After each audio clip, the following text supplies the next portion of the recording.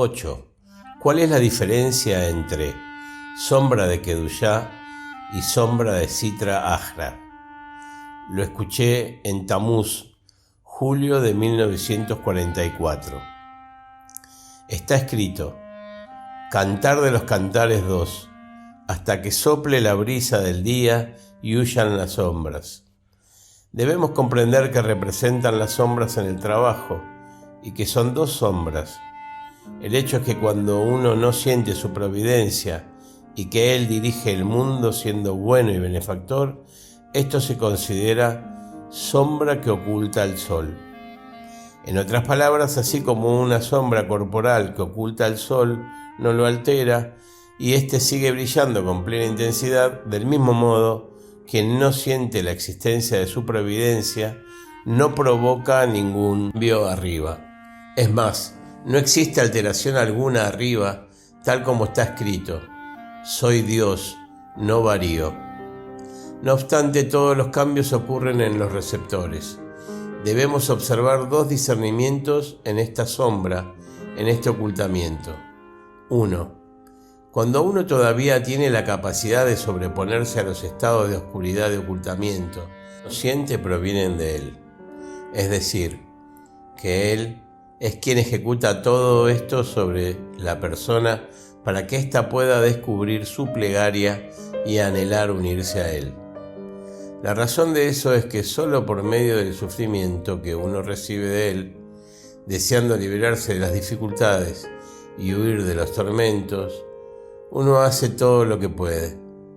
Entonces, al recibir estos estados de ocultamiento y de aflicción, con certeza encontrará la cura conocida, que consiste en rezar todo lo que pueda para que el Creador le ayude y le libre del estado en el que se encuentra.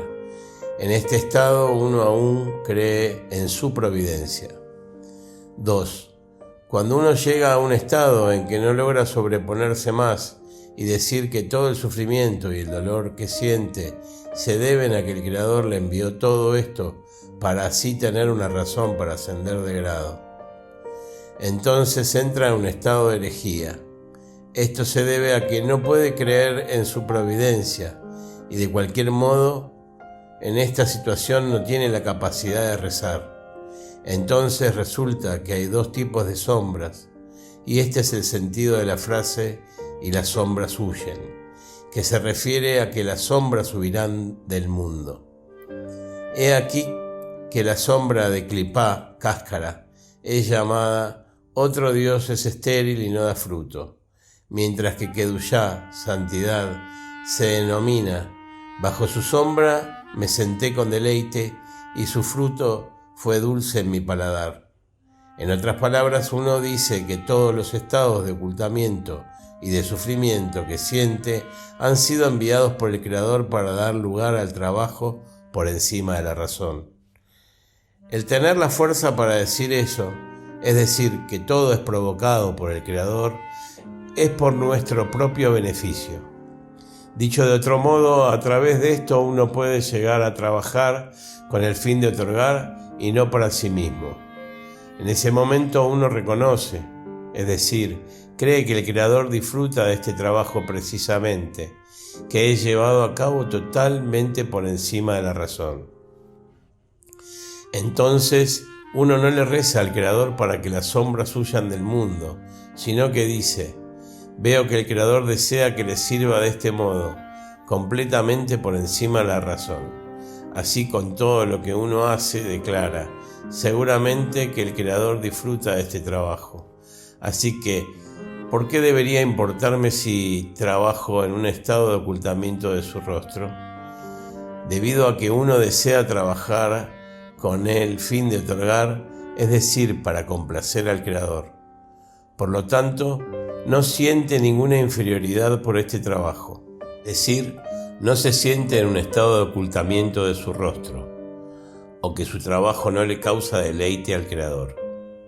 Por el contrario, uno está de acuerdo con el liderazgo del Creador, es decir, como quiere que el Creador desee que uno sienta. Existencia durante el trabajo, lo acepta de corazón. Y esto es así porque uno no observa lo que le proporciona placer, sino aquello que pueda complacer al Creador, y de ese modo esta sombra le da vida.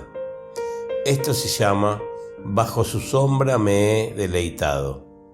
Quiere decir que uno codicia un estado en el que pueda sobreponerse por encima de la razón. Por lo tanto, si uno no se esfuerza en un estado de ocultamiento cuando aún existen las condiciones para rezar y pedir que el Creador le acerque a él, y es negligente en esa situación, entonces a uno le es enviado un segundo estado de ocultamiento en el que ni siquiera puede rezar. Y esto se debe al pecado de no esforzarse al máximo para rezar al Creador, y a consecuencia de esto llega a tal grado de bajeza. Sin embargo, después de llegar a ese estado, uno obtiene la compasión de arriba, desde donde se le concede un nuevo despertar. El mismo ciclo se repite hasta que finalmente uno se fortalece en la plegaria, y así el Creador escucha su oración, lo acerca a él y lo corrige.